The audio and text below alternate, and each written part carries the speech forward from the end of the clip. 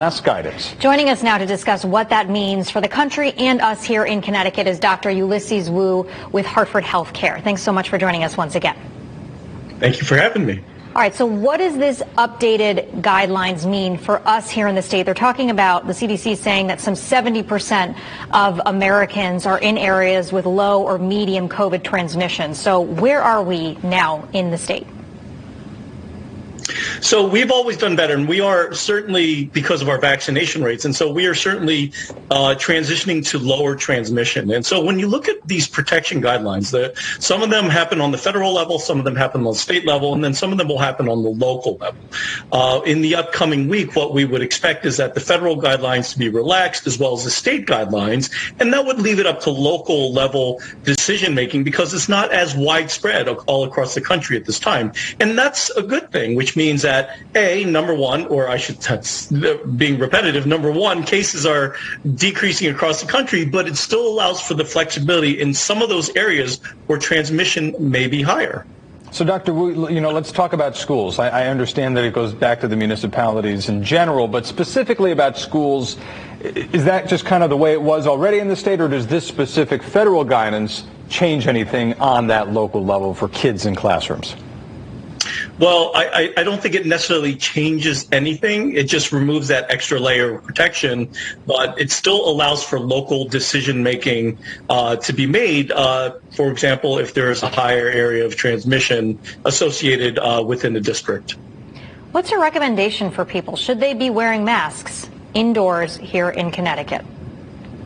That's a great question, and it really depends. And so exactly at this moment, we are still having transmission. The numbers are definitely decreasing, but we're experiencing what I would call a sawtooth pattern. And you may be seeing that with the positivity rate in the sense that sometimes it's down, sometimes it's up, but overall it's a trend down. So we're almost out of the woods for now, but we're not quite there at this point. And so what I would recommend is it really depends on the situation. If you're going to something like the grocery store where it's big, wide, open spaces and maybe not so many people, in a week or two, you may want to consider not wearing a mask. But if you're going to a party where you don't know vaccination status, you don't know if people are sick or not, and it's going to be in a small enclosed area that's going to be indoors, you may want to consider wearing a mask. And then there's the in-between, something like sports events and other things that may be very similar. It's going to be very dependent. But overall, I think in a couple weeks, I think wearing a mask may not be necessary in a lot of these situations. Dr. Wu, one last question here. I didn't even think about asking you this until right now. You've really been on the forefront of this pandemic, talking with us and other outlets as things have changed. Now we're seeing the mask guidance change. As someone who's been in the medical field for a while and has been in the forefront of this pandemic as a healthcare first responder, what do you see the next 6 months looking like, 6 to 12 months looking like as we start to maybe go into this endemic phase? Do you think people will still be wearing masks and just disregarding the guidance just because of their comfort level?